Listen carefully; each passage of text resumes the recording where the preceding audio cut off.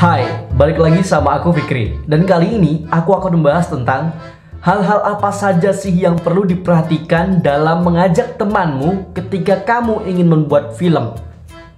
Simak video berikut. Nah teman-teman, ketika kamu ingin membuat film dengan temanmu, kamu nggak boleh asal masukin temanmu dalam sebuah project. Tentunya ketika kamu ingin mengajak seseorang membuat project atau membuat film, khususnya film, kamu harus memperhatikan hal-hal yang seperti berikut. Oke, pertama, amati temanmu. Nah, mengamati teman sendiri atau mengamati orang yang ingin kita ajak berkolaborasi, ingin kita ajak ke dalam sebuah project, kita harus mengamati beberapa aspek.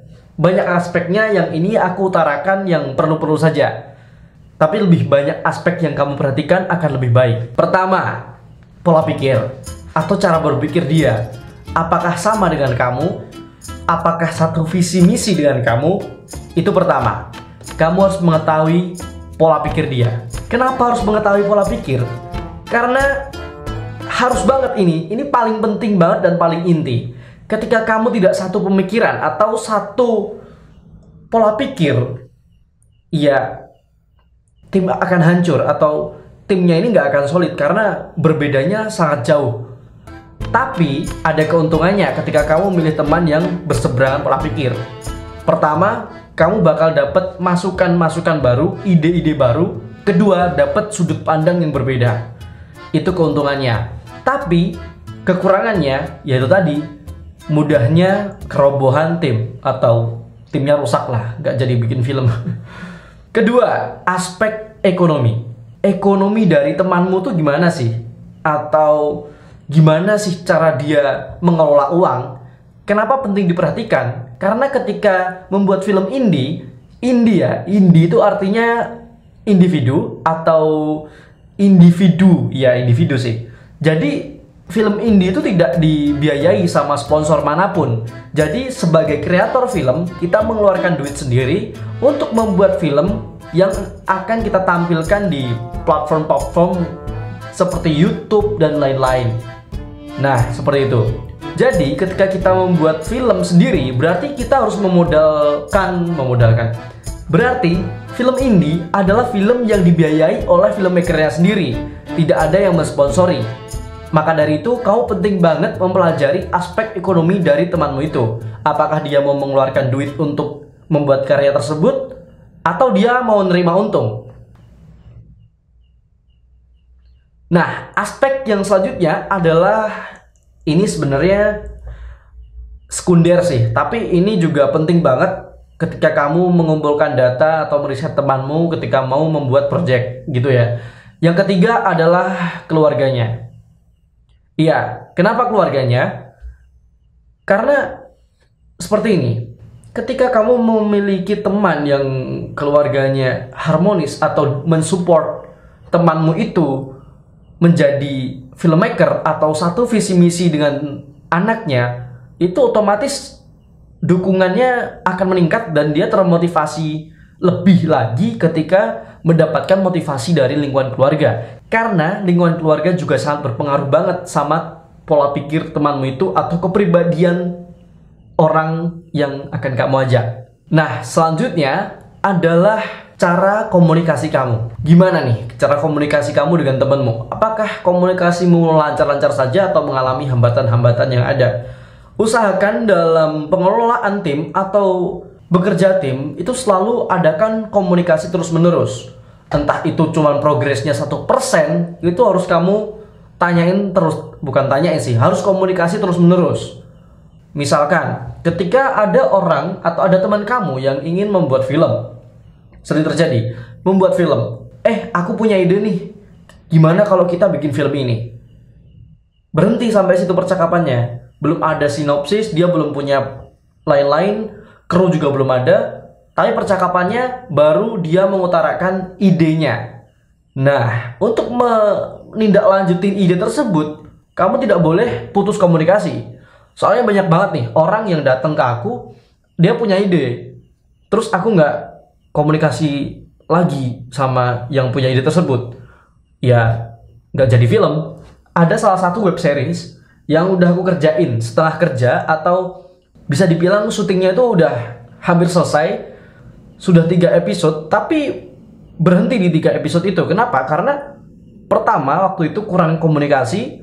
Yang kedua adalah punya kesibukan sendiri-sendiri, yang film itu tuh bukan skala prioritas mereka.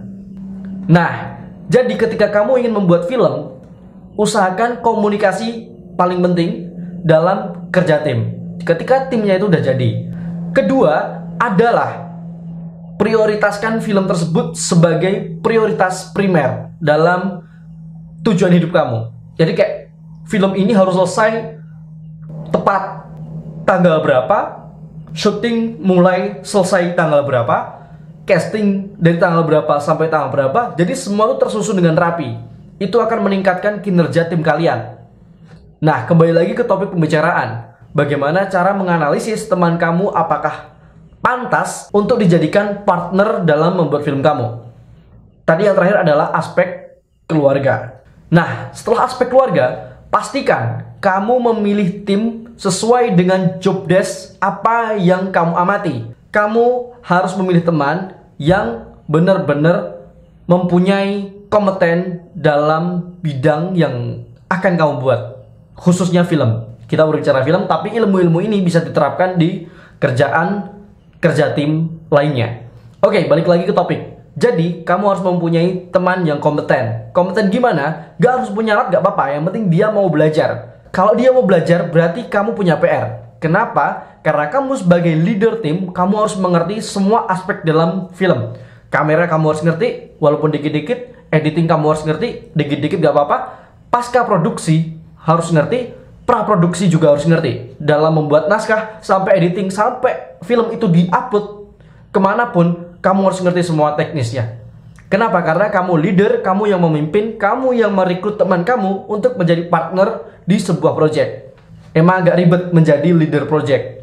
Kenapa pilih teman yang kompeten? Kamu udah semangat-semangatnya nih, tapi temanmu yang kamu ajak, kamu belum analisis sebelumnya dengan cara-caraku tadi, ya kemungkinan besar gagal. Karena analisisku tadi sudah aku terapkan dalam beberapa filmku. Aku mencari teman yang sudah saya analisis terlebih dahulu. Jadi tidak sembarang teman. Misalkan aku punya teman yang bisa editing, lalu aku rekrut teman itu menjadi partnerku untuk sebuah film, dan job desk dia adalah ngedit. Ya, kemungkinan bisa dia bisa mengerjakan project tersebut. Tapi ketika tidak satu visi misi, tidak satu pikiran, dan aspek di belakangnya tadi tidak mendukung, percaya sama aku, film kamu dikerjakan seadanya atau malah ditinggalkan dan tidak diedit-edit, dan ya gak bakal jadi filmnya. Maka dari itu saranku adalah aspek-aspek yang tadi, pokoknya latar belakang mereka kamu harus kuasai semuanya. Dan saranku kalau bikin film indie maksimal 8 orang. Kenapa? Kalau 8 orang kamu masih bisa menyimpan datanya, kamu masih mudah berpikir atau menyimpan analisis-analisismu tadi. Jadi kamu harus analisis teman-temanmu itu. Kenapa 8? Karena itu tidak terlalu banyak, tidak terlalu sedikit. Tapi kalau sudah lebih dari 8, aku jamin kamu bakal kerepotan untuk memilah dan memilih teman-teman yang pantas dijadikan partner dalam pembuatan project-project film selanjutnya. Ini untuk film indie ya. Ketika film indie dikerjakan dengan budget yang minimal dan orang-orang yang sedikit, dan karyanya ternyata berkualitas dan diakui banyak orang bahwa karya itu bagus, atau diakui orang yang berkompeten, 1 atau 2 orang aja yang berkompeten dalam bidang film bahwa film kamu bagus, ya bagus banget itu filmnya. Dengan modal yang sedikit, tim yang sedikit juga, itu nilai plus banget kalau misalkan bisa seperti itu. Dan aku juga salut sama tim itu pasti. Nah, jadi tidak perlu banyak orang dalam membuat film indie. Yang paling pokok adalah ketika mencari partner, usahakan 3 orang ini. Ini jangan sampai lepas. Pertama, orang yang bekerja di praproduksi. Kamu bisa jadikan dia produser, penulis naskah, sutradara juga bisa, ide cerita, riset, copywriter, dan lain-lain. yang di belakang layar yang berurusan dengan data. 1. Ini orang ini agak susah dicari, biasanya cewek. Paling banyak cewek ini orang kayak gini. Yang kedua, orang yang mengerti teknis kamera dan audio. Ini baru 2 orang, yang satu data, yang satu secara teknis dari kamera dan audio, dari visual dan audio. Dia harus ngerti yang ini. Emang agak ribet nyari 3 orang ini. Yang ketiga adalah editor. Editor offline dan editor online. Nah, ini susahnya di sini. Mencari orang dengan multi talent atau dia mempunyai keahlian tidak di satu bidang. Misalkan, kamu punya teman yang punya kamera, tapi temanmu itu nggak punya ilmu untuk memegang kamera atau mengatur semuanya yang dalam kamera. Mengatur gimana komposisi, bagaimana triangle, bagaimana 3 exposure, bagaimana movement dan lain-lain. Tapi ada temenmu yang ngerti itu semua, ilmu itu semua, tapi dia nggak punya kamera. Aku saranin kamu pilih temenmu yang nggak punya kamera, tapi dia punya ilmunya. Kenapa? Karena tahu nggak sih, filmmaker itu biasanya malah alatnya tuh dikit. Karena kenapa? Karena film itu, kalau film udah diproduksi besar, biasanya malah nyewa alatnya. Nah, aku saranin pilih orang yang punya ilmu di 3 bidang tadi. Dan kalau bisa multi talent, jadi dia bisa ditempatkan dimanapun itu oke gitu. Cari 3 posisi ini terlebih dahulu, baru cari yang lainnya. Baru nambah ke 8, ke 9, ke 10, dan seterusnya. Oke, itu tadi adalah penjelasanku mengenai gimana caranya menemukan teman-teman, atau memilah dan memilih teman, atau menseleksi teman, menyeleksi orang-orang yang akan kamu ajak untuk membuat film. Ya, ini memerlukan waktu yang cukup panjang. Oke, cerita sedikit. Dulu aku memulai film ketika aku masih SMP. Jujur, di situ aku mengajak semua teman-temanku untuk membuat film. Dan akhirnya apa? Aku keteteran sendiri. Aku dari pasca produksi, aku dari praproduksi sampai pasca produksi itu aku lakukan sendiri. Dan teman-temanku itu jujur hanya menjadi aktor. Apa gak gila? Maksudnya apa nggak pusing kamu seperti itu? Iya, akunya serius tapi temanku nggak. Itu cari teman yang serius juga ya. Aku tambahin tadi. Jadi susahnya di situ kalau kamu langsung menerima semua temanmu untuk bekerja sama bareng membuat film seperti itu. Makanya kamu harus memilah dan memilih temanmu yang baik dan yang buruk. Maksudnya buruk untuk kesehatan tim kamu. Oke, mungkin videonya sampai di situ saja. Dan kalau kamu ingin mencari tutorial film indie atau mencari seputar tentang dunia perekaman atau dunia perekaman visual dan audio, silahkan cek video-videoku di bawah. Silahkan cek channel YouTubeku ini, scroll sampai bawah, siapa tahu ada yang bermanfaat buat kamu semua. Dan jangan lupa klik tombol subscribe dan loncengnya ya. Nanti akan aku email ketika ada video terbaru dari YouTube aku. Terima kasih telah menonton video ini dan see you on my next video. Bye.